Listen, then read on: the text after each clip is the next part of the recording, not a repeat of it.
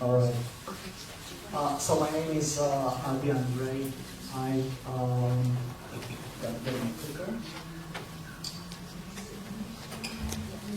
I'm originally from Romania. I lived in the US for 10 years, most of it working for NASA on aviation safety and creating technology that it's still state of the art today, 20 years later. And I have pretty much 30 years in research and development, hands-on development of machine learning, artificial intelligence, and data science. So my work was very practical in analyzing data and trying to figure out what it means, which is very connected with the thing we're all looking for, which is what's the truth, right?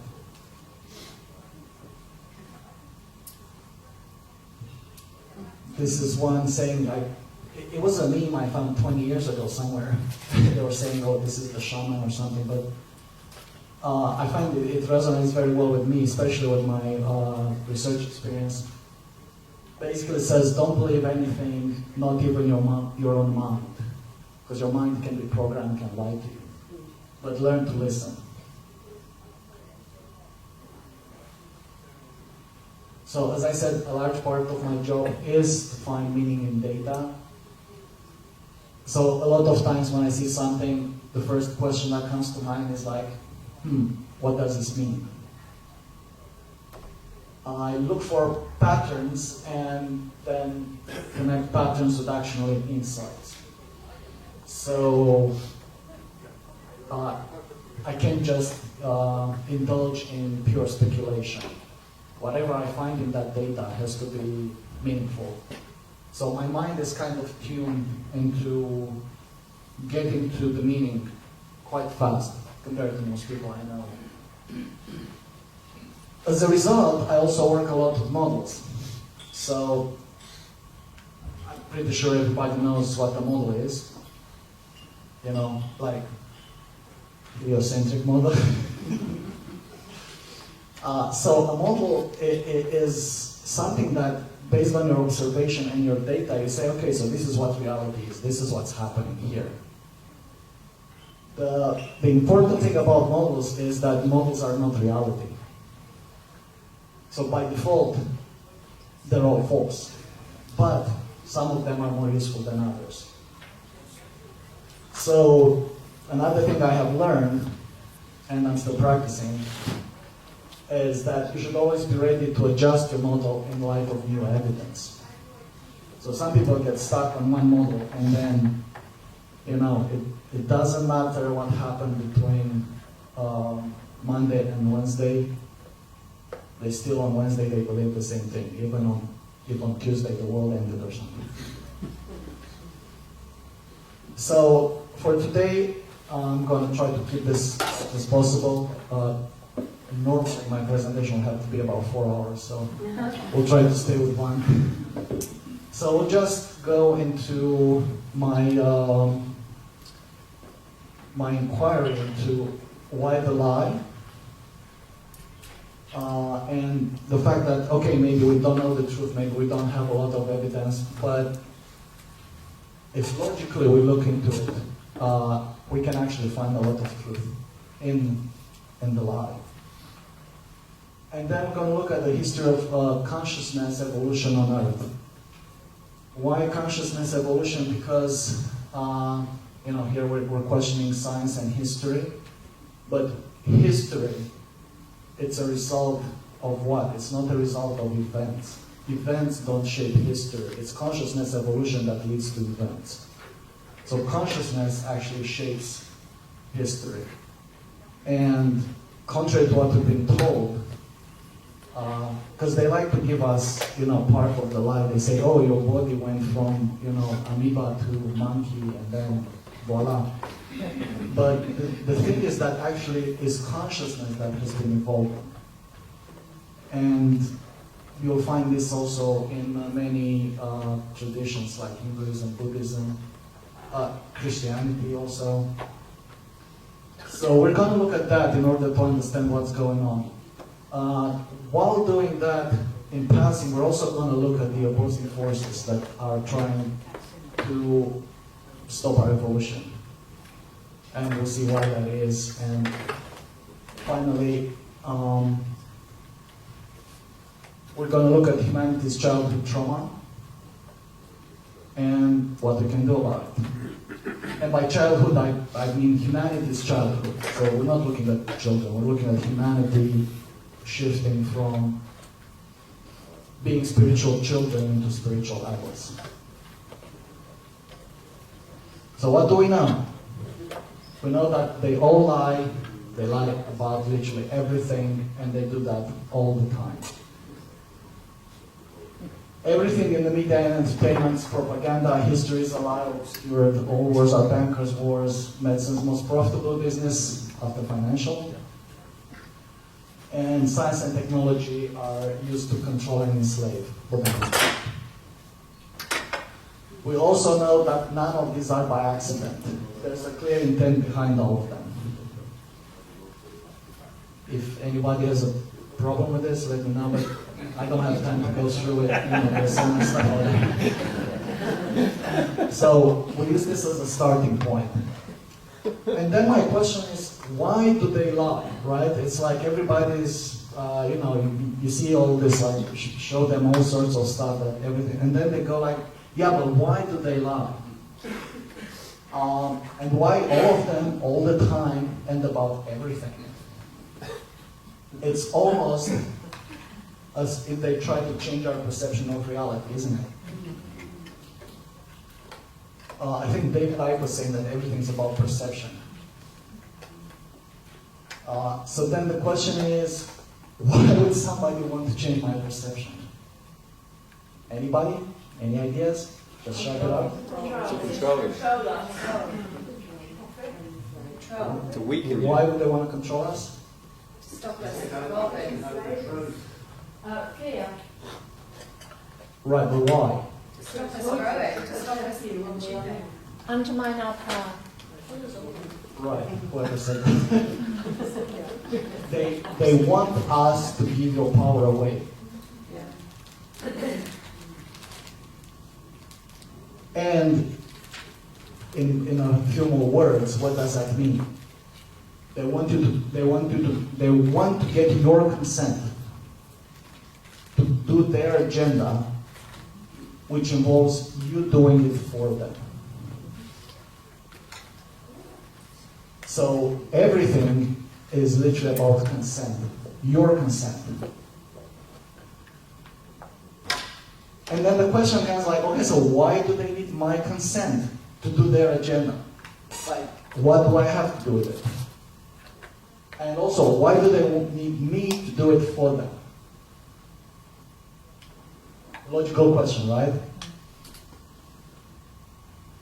How come I seem to have so much power when they constantly tell me the opposite? Right? I'm a speck of dust. I don't mean anything in a universe that it's infinite and I'm spinning out of control, 10,000 times the speed of sound, and I can feel anything. And whatever I do, it doesn't matter. So then the question comes like, okay, so there must be some truth that we're not being told, that we don't know, that they do, and we have to figure out what that is. But one thing that's clear, just from this logical inference that we just did, is that there is power in this truth that we don't know. That they're so afraid that we figure it out that they spend any and all energy on suppressing it in order to keep changing our perception. So, even though we may not know what this truth is, we have one massive clue based on what we just said before, and that is that this truth cannot be disempowering. Okay, so if aliens show up and say, hey, we created you, That's disempowering, so that cannot be true. But just by simple logic.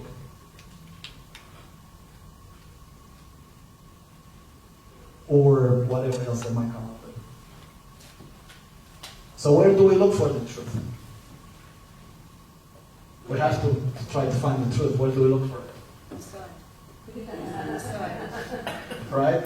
There's been like 20 years on TV, they've been telling you this, oh, all the people who are interested, who think that things might not be what they seem. The truth is out there. By out there, what do they mean? They mean out of reach. Right? Either billions of miles away or like tens of millions of years in the past, that there's no way any of us could figure out what it was. Therefore, we have to believe what they tell us.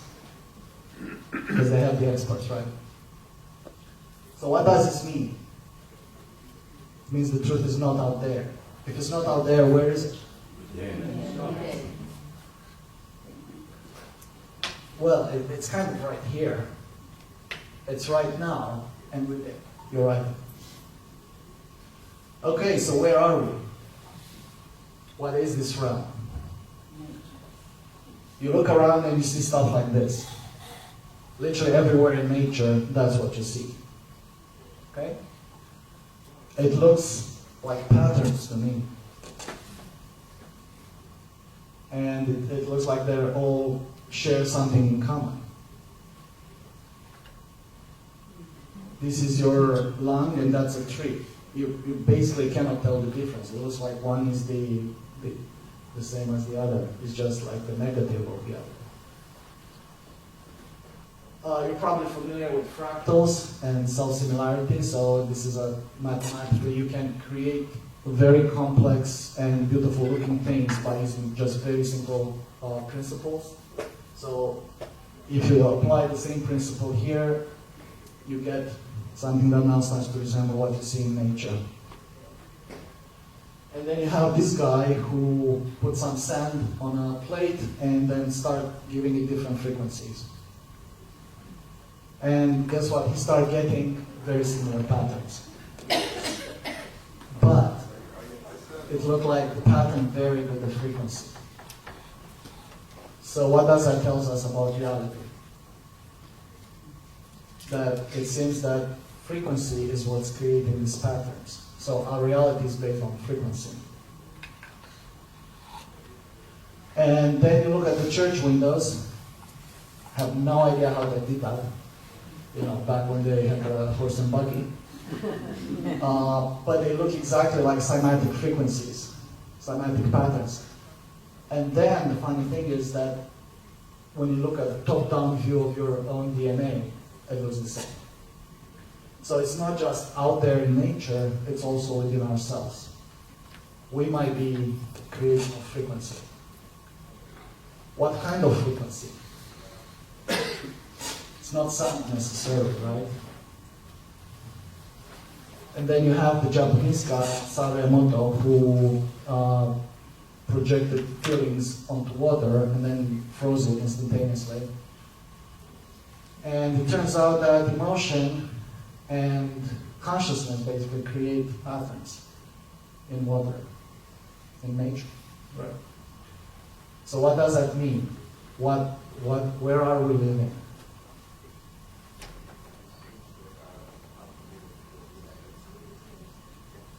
We're basically we're living in a consciousness-based reality. Everything is consciousness. Consciousness creates everything you see around. Through frequency, consciousness and motion. We also see another quality of this reality, which is self-reflection. So, what does that mean? This is Indra's web.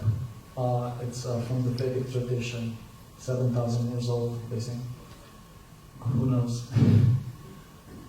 Basically, everything is reflecting in everything else, and the whole world is reflecting in every individual.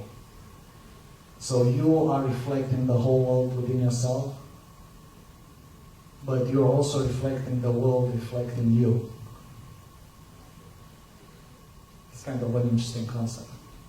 It tells you about the nature of intelligence, of this realm we're living in. That's a more artistic representation, but you can connect better to it. So, what does this mean again? It means that the truth, the basic principle, the basic frequency that's creating this reality is reflected in everything around you. It's in yourself and in everything. That's not man-made, right? So where does that lead us with? In order to change our perception, they do have to lie all the time about everything. Because otherwise, the truth would be obvious, because it's everywhere around you. They want to disconnect us from nature, from each other, and from ourselves. You know, with mRNA and that kind of stuff.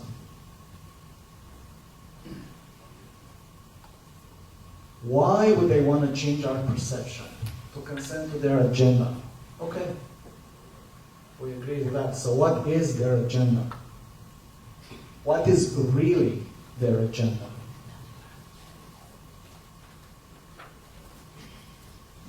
If you look at it, it looks like a very, very anti-human agenda. It almost looks like they're trying to terraform this world. So then a question logically comes up, are they even human? What do you think? Yes, no? Yes.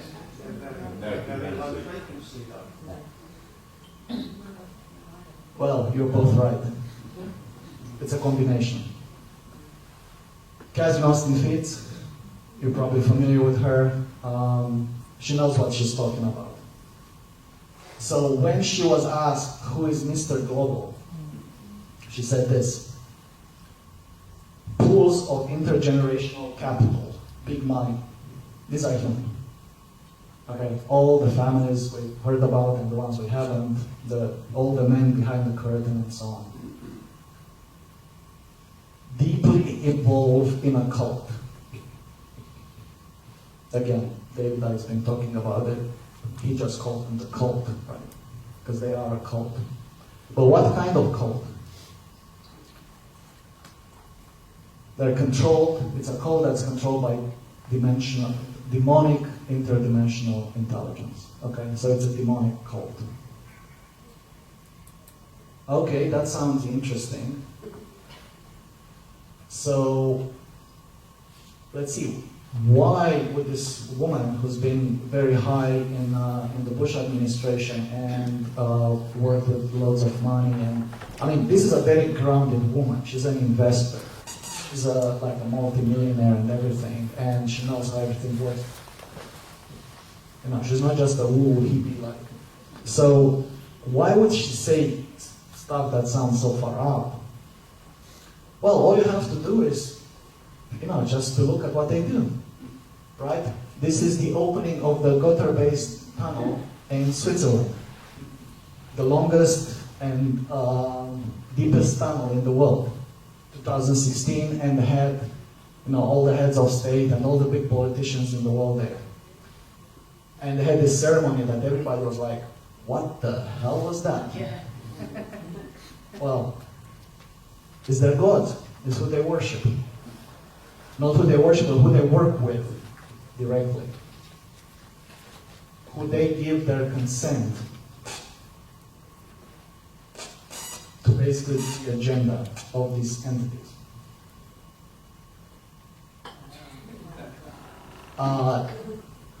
Do these things look intelligent to you?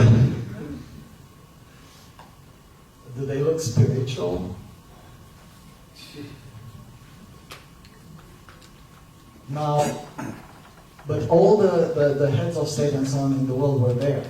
And they're all applauding and they're all doing, you know, paying their respects to their gods.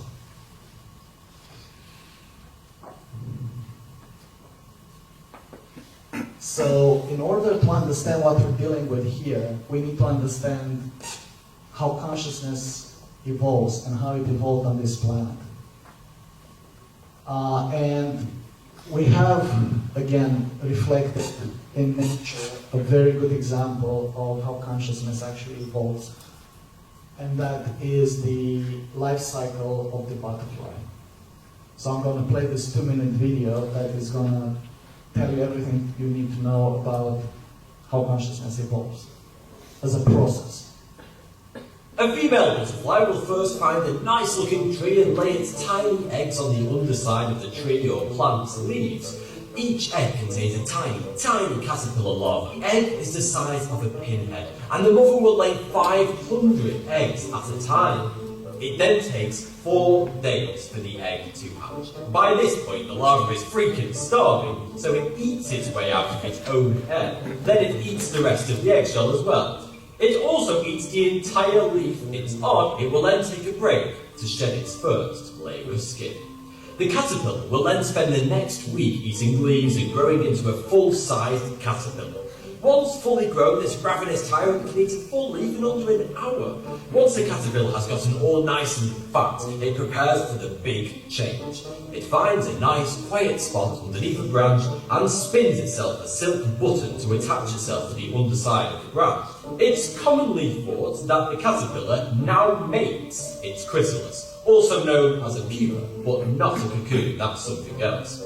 But it doesn't make it. It in fact grows this hardened shell underneath its top layer of skin in the week leading up to its metamorphosis. So, when the time comes, all it has to do is shed its top layer of skin and its protected pupa is all ready for the transformation to begin. But if you were able to see inside the pupa whilst this is taking place, you might be rather horrified. The transformation begins with the caterpillar releasing digestive enzymes to eat itself alive, effectively turning itself into a soup. But not every cell liquefies. Certain groups of highly organised cells remain as solids within the soup.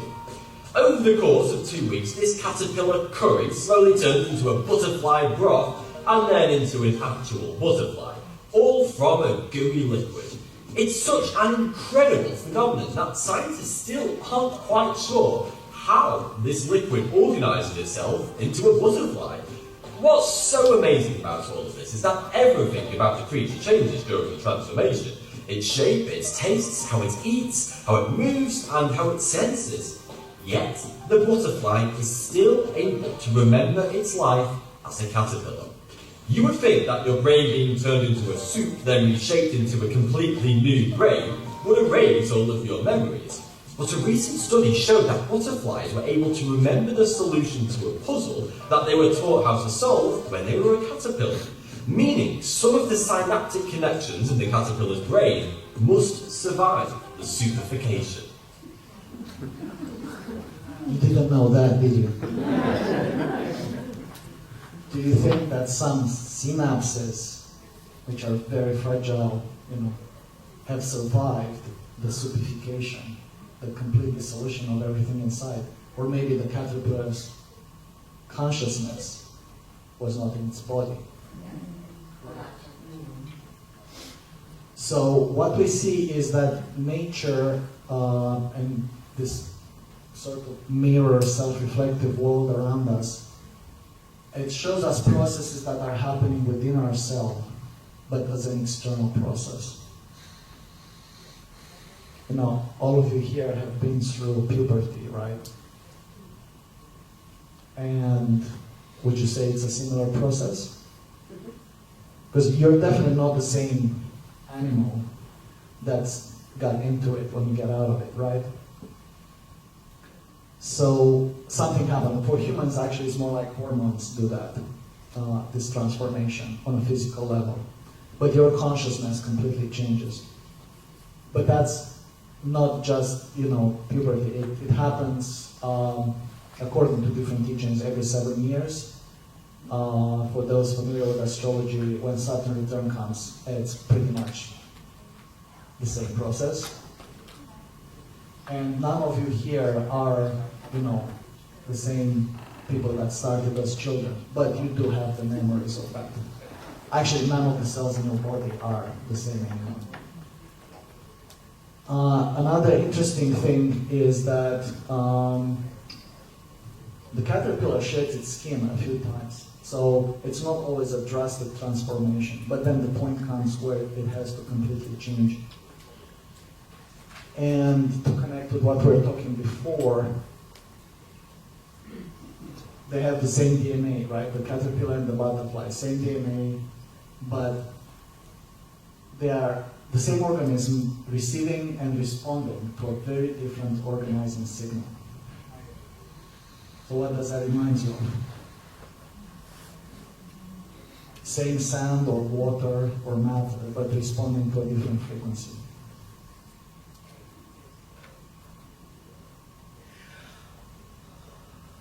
So, are you guys with me so far? Mm-hmm. Okay, so how did this all start? If we look at how consciousness evolves, but obviously it has been evolved over, multiple times and so on.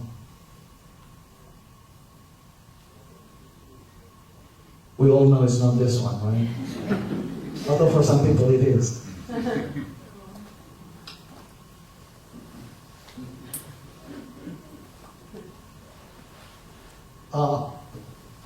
I had a much longer speech here, but basically we're going to go into John 1:5, 1 to 1:5.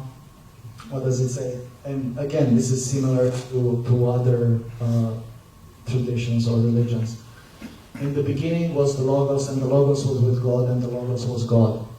In English it's been translated the Word, but in Greek, word, like speech, is logalia. Logos, it actually means the monad. It means the consciousness that basically contains in it everything. All things were made through this one, and without this one was nothing made that was made.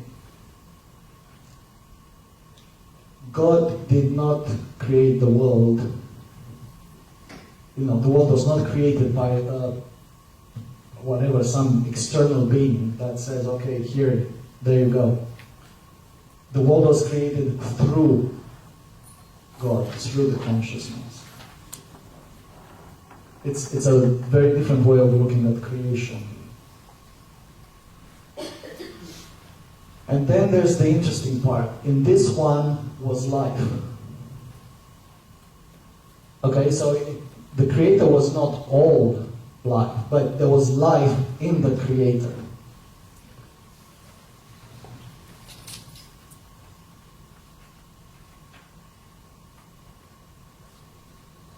And what was that light? It was the light of humanity.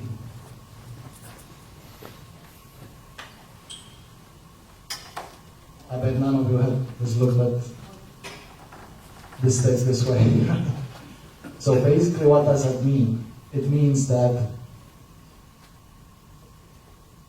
the Creator lives within each and every one of us, and that we have that light within ourselves. Does that sound like the kind of truth they wouldn't want you to know?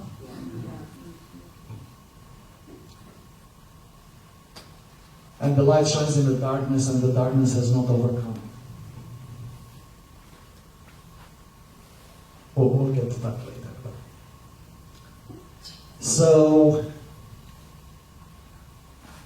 the idea in this tradition is that the monad, or the Logos, has created the world through breathing, and it breathes in, it breathes out. So the way it ends up being is different layers of density.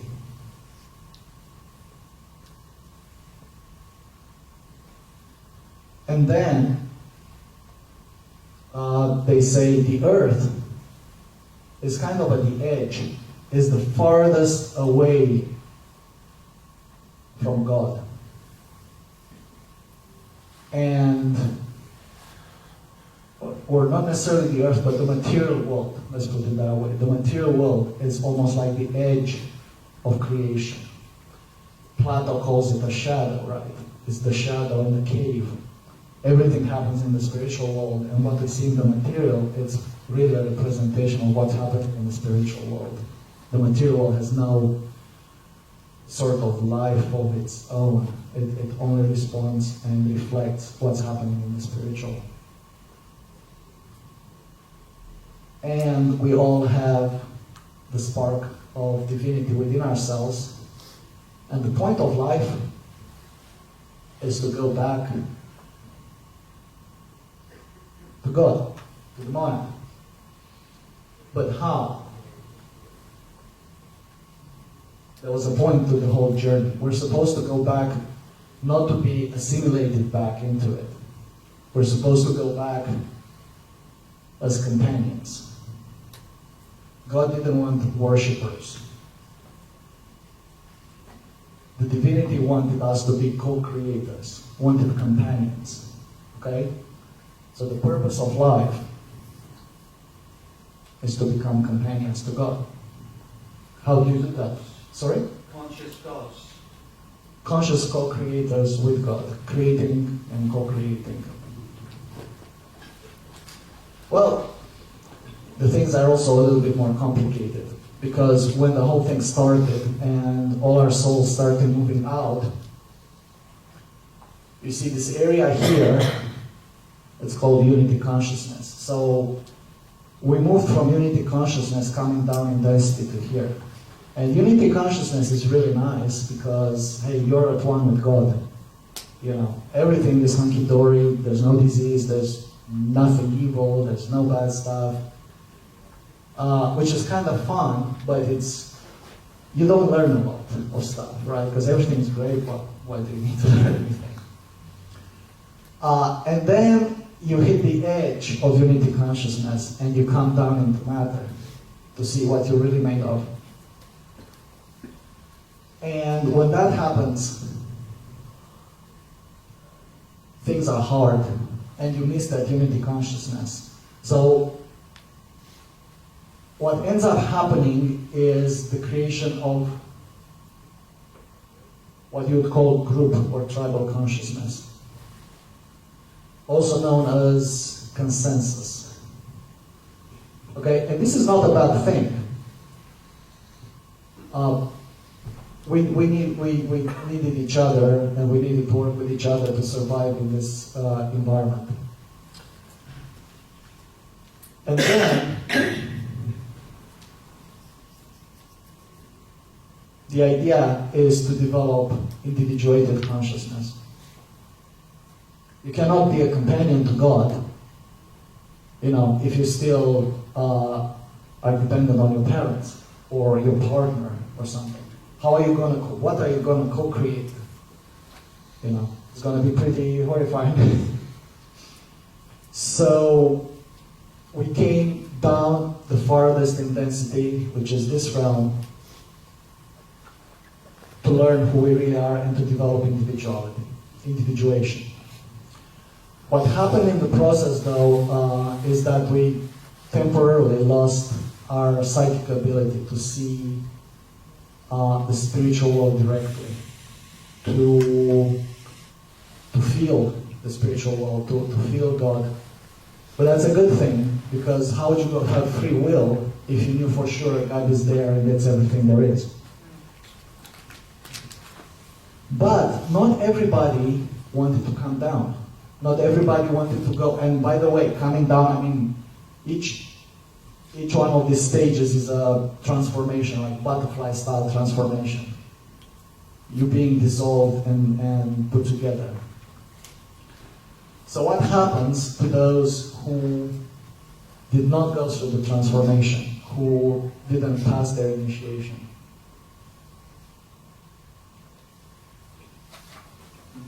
They cannot incarnate. Their spirit, if you want, their life force is too unrefined to hold a soul, to hold God's light within them. So what are they doing? Well, you heard of them. Archons, demonic beings, the gods of the Illuminati. So what happens? They refuse the transformation. What do you think would happen if a caterpillar doesn't go through the transformation? It will just keep being a caterpillar, right? It will just keep eating and eating and eating and want more and more and more. Does it sound like the mentality of people we know? Kind of high in position of power? So what would happen to them? They would degenerate. They would keep going in the same materialization direction that we were all going at some point, but they'll just keep going deeper and deeper and deeper into materiality. So they will degenerate and become more and more calcified, if you want. And just metaphorically speaking, is like, do you remember rock formations that actually perfectly resemble animals? Life can become calcified if it doesn't evolve with the wave of consciousness. So this evolution is not really up to us. There is a divine plan, there's a schedule to it, okay? And if you miss the train, you become like this. So, going back to Catherine Austin Fitts, there's two components to the system we're dealing with. There's the demonic degenerate being, and then there's the humans in the process of being degenerate, of becoming degenerate. They're not there yet. According to Rudolf Steiner, even the dark magicians, they will have an opportunity to change, to realize they've been on the wrong path. But it's only, the window is going to last what it's going to last. Once we're moving on, once the train of evolution keeps moving, whoever's left behind is left behind.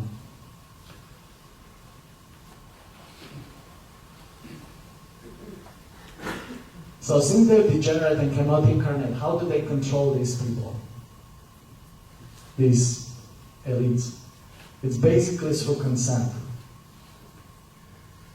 They gave their sort of godlike creative power and free will to these entities. And there's a whole process of how that happened. And it has to do with the fact that coming down in density, losing touch with the spiritual world, we were yearning. We really have like a child's trauma of missing our parents.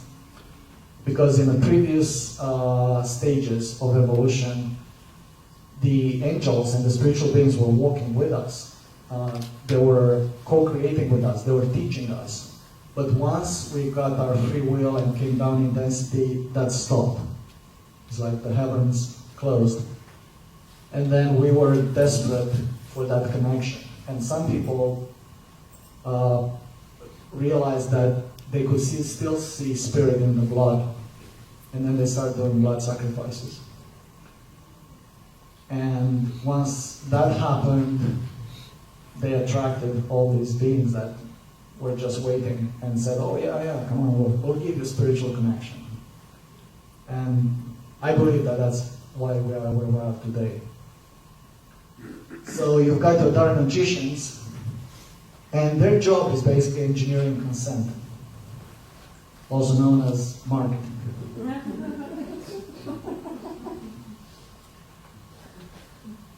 So they created this beast system that it's really a form of group consciousness. So you have to realize the consciousness we're dealing with does not have individuality. They're all thinking as a group consciousness, like the Borg in Star Trek. They don't care about themselves, their families. I mean, they do, but their religion, the cult, doesn't allow them to. So, because they're incarnated here, they do have a soul, but they're being taken from very young. and they're being abused and everything. What you see in the Epstein files is not blackmail stuff, it's initiation stuff. Okay, these people have been initiated into the cult. For them, it's something they're proud of. But it's a group consciousness. And it requires you to disconnect from your own soul and from your true self. It creates uniformity with appearance of individuality. And the funny thing is, the higher somebody is in this hierarchy, the more AI they act like, the more wooden, the more sort of calcified type of consciousness they have. Some prime minister comes to mind.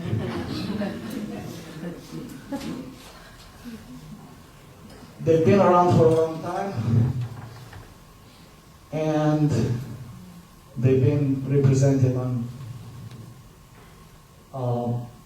cave paintings, as well as in more modern encounters.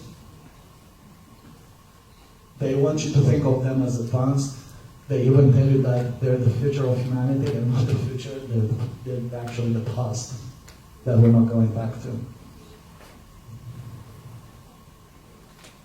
So what is their final purpose? We started with, why do they put all this effort in changing our perception, and is to do their agenda? We know who they are now. What is it, their agenda? What is their agenda?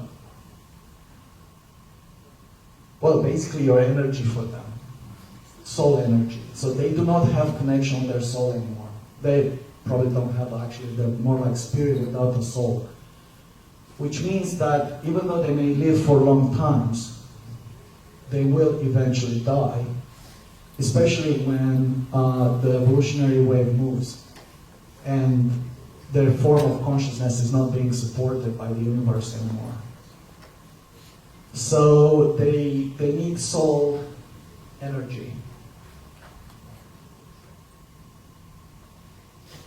If we're to look at this diagram, Rudolf Steiner introduced it in a public consciousness, but it's something that secret societies knew for ages. They just didn't talk about it.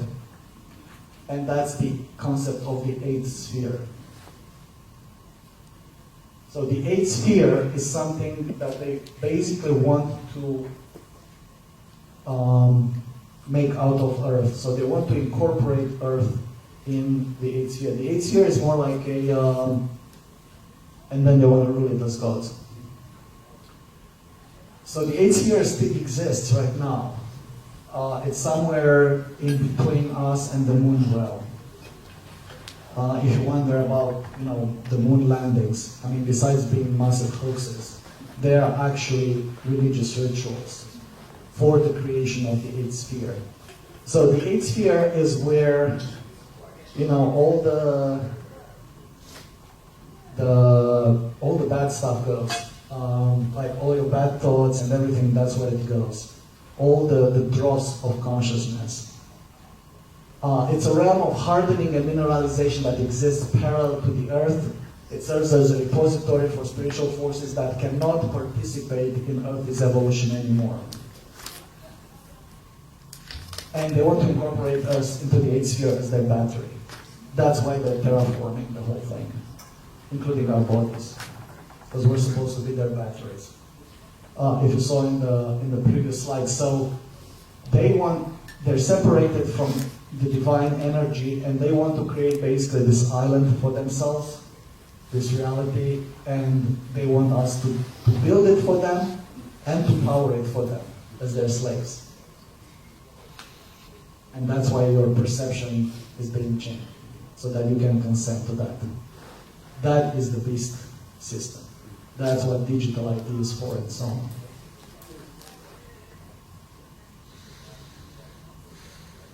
What the effect is going to be on the soul from the being caught in the eighth sphere.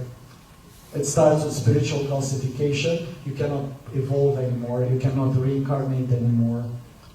You cannot have experiences. So then it severs you from the stream of humanity. You won't be able to go to the next stage.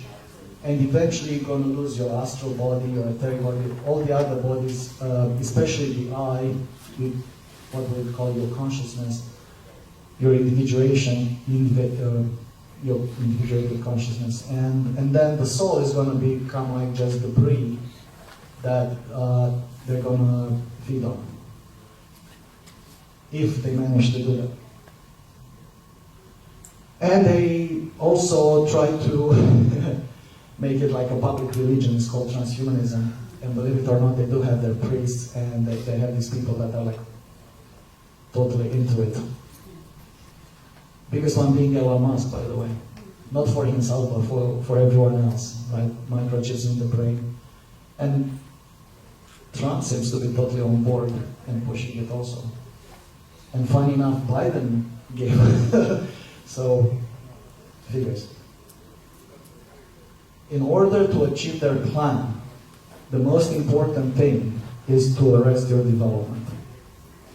Right? They want you at the child level, mentality, spiritually speaking.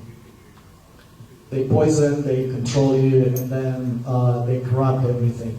But one of the most powerful tools is the trauma-based mind control, which I'm sure you're all familiar with. These are your idols. This is who you need to be like, your role models. And by the way, you know, they even tell you are like children. You're bad for planet, environment, everything, each other. You should focus on consumption, obedience, selfishness, and fighting each other. And you need surrogate parents. You know, government, AI, celebrities, aliens. Those are coming. Intelligence services.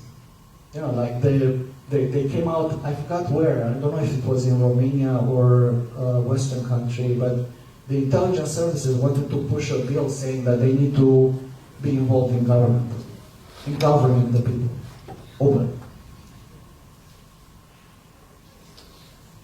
So we're getting to the last part of the presentation, the end of childhood. So whose fault is it that we're in this situation? I mean, we've been born in this system, but we're also behaving like children, not like adults, from a spiritual point of view. We've become complacent in this system. And, you know, nobody's to blame, especially people here. But the signal came a long time ago that, hey, it's time to wake up. The resurrection being probably the biggest of those signals, but there have been many signals after. So, as I said before, we have this childhood trauma because we had the spiritual beings as parents, but the main point is that the caterpillar stage has ended. We are in the middle of metamorphosis, and we're actually about to come out of it. I believe that these systems actually allow to exist because they're more like the chrysalis at the end of metamorphosis. Like a scientist saw that this chrysalis was really hard for the butterfly to come out, and decided to cut it off and let them out. And the butterfly comes out and then just kills over and dies. So the chrysalis is really important for the butterfly to struggle with, to start this heart going, to start its muscles going, its nervous system and so on. So that's what's happening actually here. And as adults, we're not necessarily mature, but we need to start acting as spiritual adults. Even though we're not mature, even though we might not be knowing exactly what we're doing, we need to be doing it. And stop being complacent in a child dependency kind of position. Because they're going to step into that role. If you create a role, create a role out there, okay, I'm a child, I need to be taken care of, then some energy, the universe will create a parent for you. and it's not going to be the parent you want. So what can we do? First thing is to withdraw consent. Well, how do you know what you're consenting to? Well, you have to develop discernment. You need to learn about the spiritual world and its laws. And one of the main rules is do not do anything that offends your soul, even if God asks you to. Apparently some guy said that he met God in a meditation, and that's what God told him. Don't do anything that offends your soul, even if I ask you to. So how do you know what offends your soul? Because the matrix is trying to disconnect us from the soul, right? It pulls us in so many directions. Well, for that, you have to reconnect with your soul. And probably the most direct and, I would argue, probably the only method you have for that you can do is to confront the darkness within yourself, to heal yourself.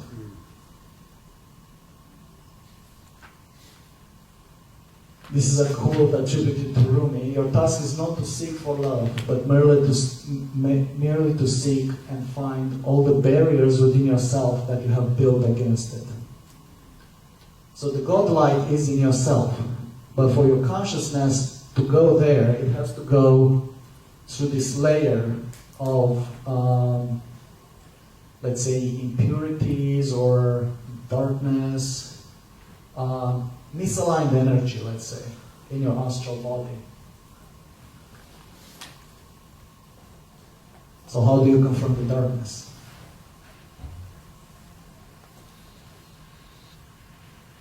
Well, first of all, you have to realize you're not a victim. You have to get out of the victim mentality and you have to stop blaming. No matter what they do, you have to stop blaming them for the situation you're in. As long as you blame them, you basically acknowledge that they are the masters of your reality. And according to the universe, as an adult spiritual being, you deserve what's happening to you.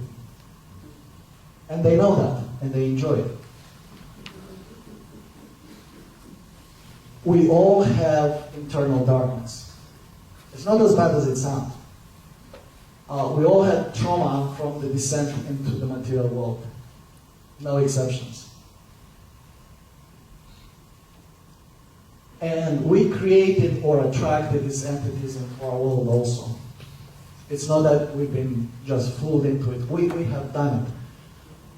In certain traditions, they say that if you have more than 9,000 people together, the universe, being the mirror world that it is, has to incarnate all your wishes, whether conscious or unconscious. So, you know, whenever you envy your friend, or, I don't know, you feel victimized by your boss or something, if there's a big group of people, 9,000, all this darkness will have to be materialized somehow into, they say, like, if you have a bad thought, a worse thought is going to come back to teach you that, hey, you're responsible for that. So we're feeding that. All our bad thoughts, all our victimization feelings, we're feeding these entities. We keep them alive when otherwise they would be dead by now. Because the universe, the divinity, doesn't support them anymore. They're not supported. The only support they have is us. And I also see this idea going around that we're in a reincarnation trap. And honestly, I haven't seen any traditions or spiritual teaching agreeing with that. The thing is, we're not in a trap, we're in a mirror world. It reflects back to us the darkness within us. When we approach and try to get out, that's when we're going to have to confront our shadow, which is ourselves. And that's what's going to keep us here until we become what they call pure of heart, or master of your mind and of the material world, or developing your immortal body. And Christ supposedly was a model for that. he had no sin. Basically, he had no shadow, no impurity. And we all can do that. Which is what, we're all working towards. I'm no better at it. It's like, so how do you work on that? You have to be able to recognize evil. And they're trying to tell you that this is what evil looks like. Big, powerful, there's nothing you can do about it, mate. But this is what actually evil looks more like. This is the Garden of Earthly Delights by Hieronymus Bosch, around the 1500s. The church fathers also, the Christian church fathers, the Christian philosophers in the beginning of Christianity, they had a big dilemma. It's like, if God is good, and everything that God creates is good, why do we have evil in the world? Is evil really like a self-sustained force, like something that's a polarity opposite to God? Or who created evil? And the interesting conclusion they came with, kind of paradigm changing, is that evil is not something in itself. Evil does not exist by itself. Everything that evil is a corruption of something good. So why would God allow the corruption of something good? And your answer is free will. God loves us. Love implies trust. Also, God wants a companion. Doesn't want an obeying person. So you have to have free will. And nobody can intervene, not even the divinity. And that, in you becoming conscious and so on, that's how evil comes into the world. It's just a corruption of something.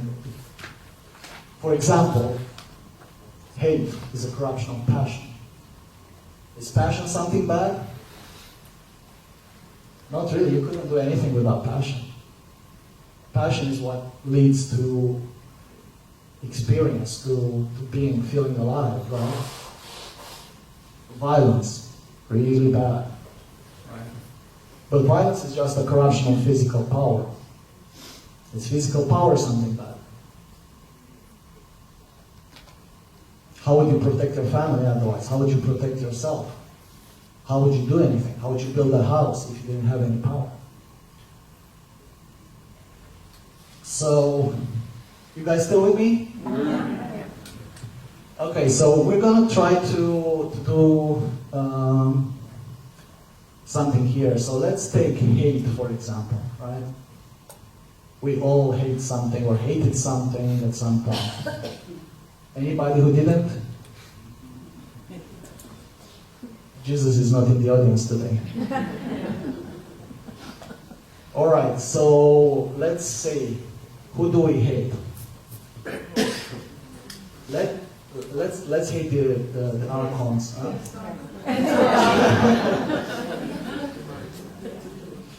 Okay, Keir Starmer and his archontic overlords.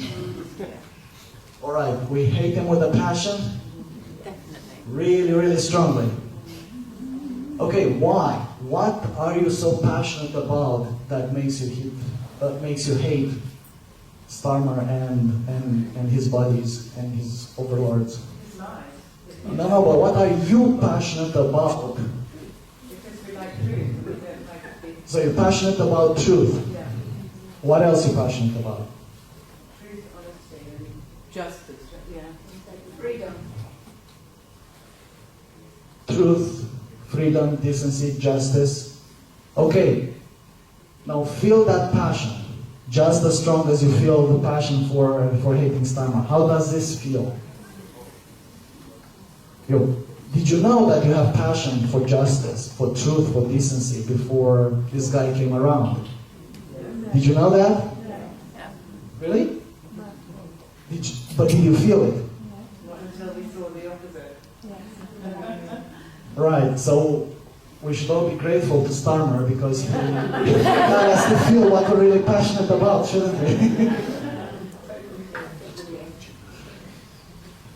So, what we just did here, I don't know if you realize, it's called alchemy. Okay? So what are you going to do with this passion?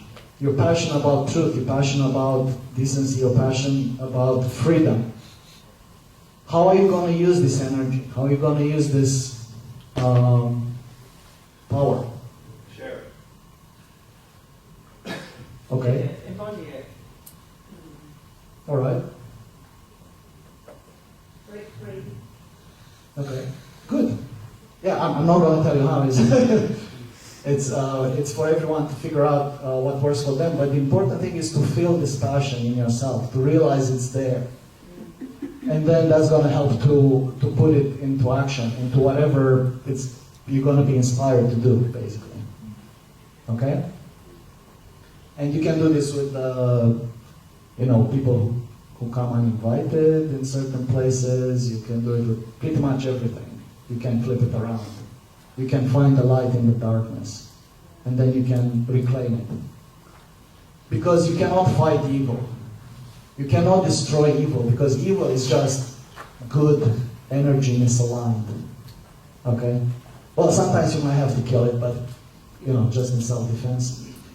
But you have to transform it. You have to find the light behind it. And as you can see, it's not that hard, really. Behind it is actually something you love always. It's always something that you love and you feel passionate about it.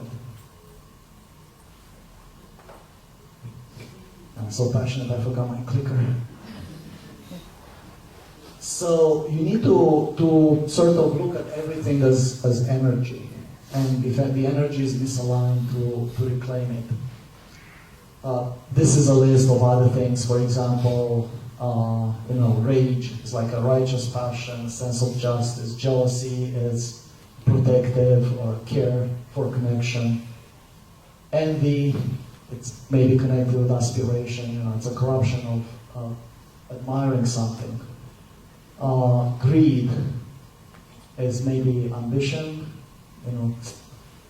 There are all these good things behind all this bad.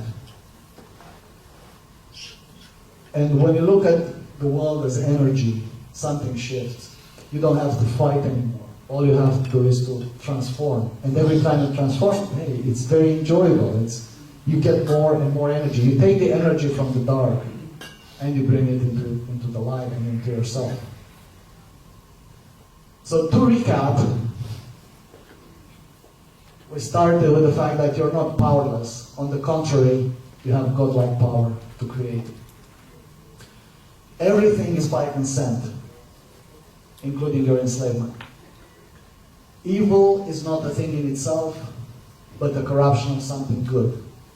It's either out of time, like the group mind or dependency-based systems, or out of context, an inversion of reality.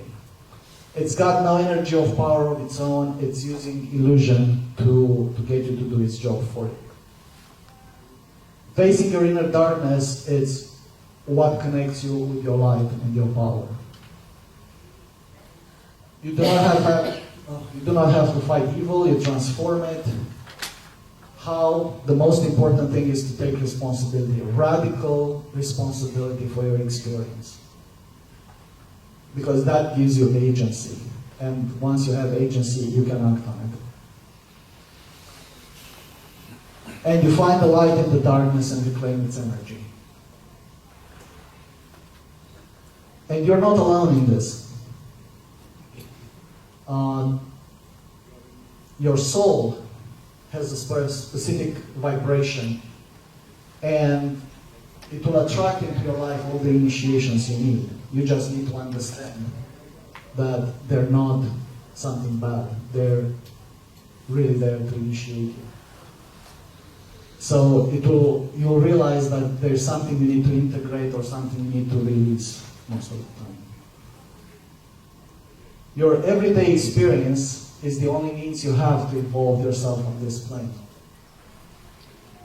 But what most don't understand is your everyday, even most simple experience is actually full of meaning.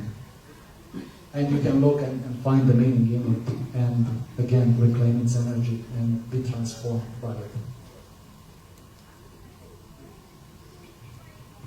And there's so much more, but we have to stick with time and so on. So I hope you enjoyed this, and let me know if you have any questions.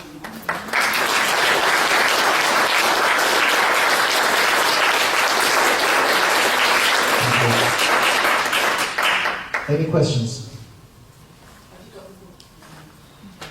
Yes, so we've got the book. The book is not the story I told you today. The book is actually something that I wrote with my partner Hitomi here, who's also a psychologist. And it's about how we take everything in our everyday life and transform it. How do you transform this darkness into light? How do you transform everything into light and to grow as a soul? And how to get your bearings in what you're... Because everybody has specific soul development, soul direction. And we're looking into that, how to find your own direction and how to use all the experience that you have to grow from it. Anyone else? Please. How do you suggest people work on their traumas? How do people work on their traumas? How would you do it? I know how to do it, but how I'm asking you, how do you recommend people should work on their traumas? I think it's different for everybody depending on the trauma. It really helps to have a therapist to work with. I have friends, for example, who've been abused as a child and by a cult leader. And he's a very dear friend of mine, and his life has been, since then, he's looking for spirituality, right? And he then started working with psychics and all sorts of people who kind of led him to disappointment again and again and again. And I didn't necessarily work with him, but I told him, you're going to have the same experience here, here, here. And last time I talked to him, he said, I realized I have this pattern, even though I was telling him he had this pattern, right? So everybody needs to take their time. They need to figure it out for themselves. Trauma is very difficult, but it can be worked on. I think first you need to really also protect your boundary, like get your boundaries straight, and go into a safe place within yourself. You have, we describe it a lot in the book actually. So, thank you. Yes. Is there any redemption at all possible for these souls who are totally rooted in materialism, going down into this calcified state? Is there any redemption for that? I think they believe that they get to mess with us now, and then they're going to go on a different evolutionary path. That's what they believe. That at some point our worlds will split, and then they're going to have to eat their karma somewhere else. Or at least that's what they say they believe. I don't know. Steiner said that there is redemption for everyone, including the dark magicians, but only up to a point. And then when humanity's evolutionary train moves on, whoever's left behind is left behind. Anyone else? Yes. Absolutely amazing presentation. Thank you so much. What actual personal experience have you had interacting with these entities? How many hours do you have? Short form. So very recently, I had a dream. I interact with them in dreams a lot. Also, Hitomi and I, we've been running for since 2010, 16 years now, we're running a dream group on meetup.com. It's called Dream Cafe, where we have strangers coming in and we help them interpret their dreams. So I work with dreams a lot. So I recently had a dream in which there were two main things. On the wall, there was a picture of like a prop, right? Like of a, it looked like an American businessman like this, with a suitcase and stuff, right? So it was on the wall. Over there was something that looked like the Eye of Sauron. And I knew that, or some voice told me, okay, that is Moloch's consciousness. So I could feel into that consciousness. It felt very dry, very powerful. Like I knew, like, okay, this thing really can kill you. It was very dry but very powerful. But you couldn't interact with it directly unless you went to the wall and you put yourself into that picture, right? So, and then Steiner says this kind of consciousness, this kind of group consciousness requires uniformity, requires the loss of your individuality. So that was one. We don't have time right now, but I actually encountered what seemed to be Lucifer, and Steiner said, we are going to redeem Lucifer. Lucifer was no bad. He was an angel that came here and brought in the energy, the consciousness of freedom, really. But because it didn't evolve, because too much pride, it became a fallen being. And I had like a 20-minute dream, but basically I have to confront Lucifer. And the main thing was that Lucifer said, okay, I'm going to win. I'm going to conquer the world tomorrow. It's the end of it. You better give up now. And the main thing was that I said, well, you know what? It's going to be a great honor to fight with you. Even though, yes, I know, I can see you're very powerful and I'm going to lose. But I'm not going to give up. It's just going to be a great honor to have such a big adversary. And that shifts the whole thing, and then greater power, then Lucifer shows up, and then a whole really interesting story. But at the end, Lucifer comes face to face with the force that corrupted him. And, you know, like eagles have these rituals of going down, like face to face, and then they go at each other, and both of them might hit the ground and die. So there's this force represented by a kind of like a spaceship, fighter plane looking like, technology, and then there's Lucifer who became a raven. And Lucifer comes down face to face to this, preparing for the final battle, and he says, how ironic that the day before I thought I would conquer the world, I find myself fighting for God. So, and another like 100 dreams like that. Yes, please. If I remember correctly, Stein also said that humanity will be defeated through injections.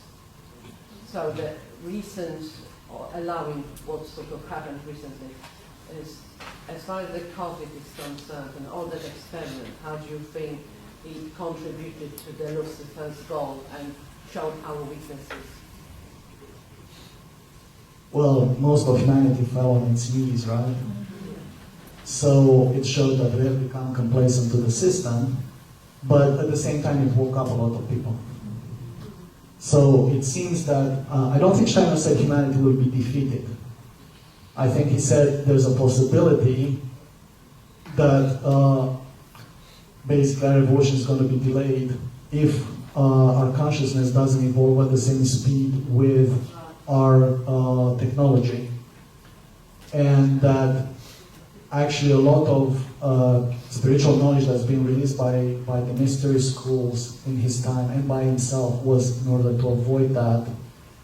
And he actually said that there's going to be a vaccine, that the intent will be to separate people from God, from the divinity within themselves.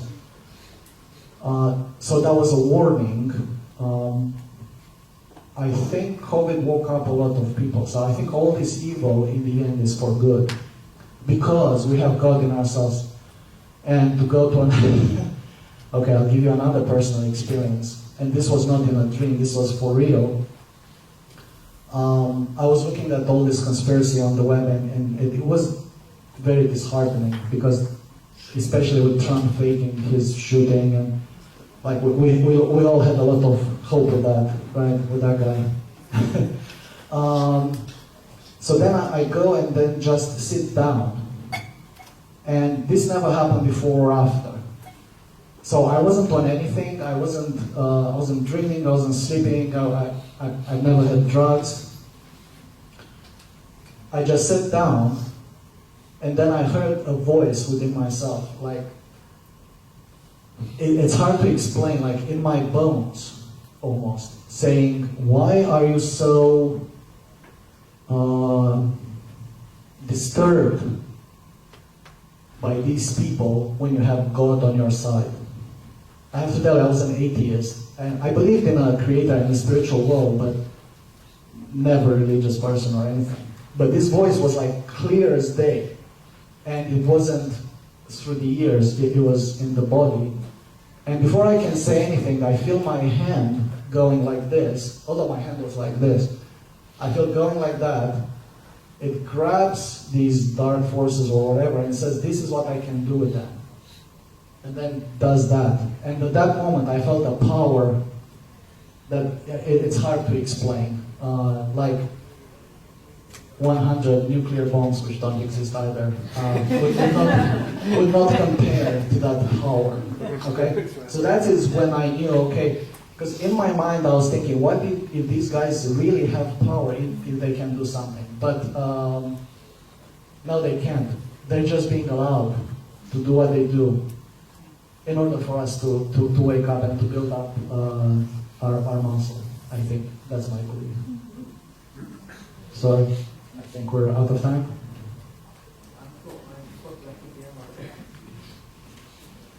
All right, our book is over there at that table, and on Thursday, Hitomi and I are going to do a video in relation to this, not a video, a Zoom conference, Thursday at 6:30, that you can book it on the website. So it's realitydecoder.com.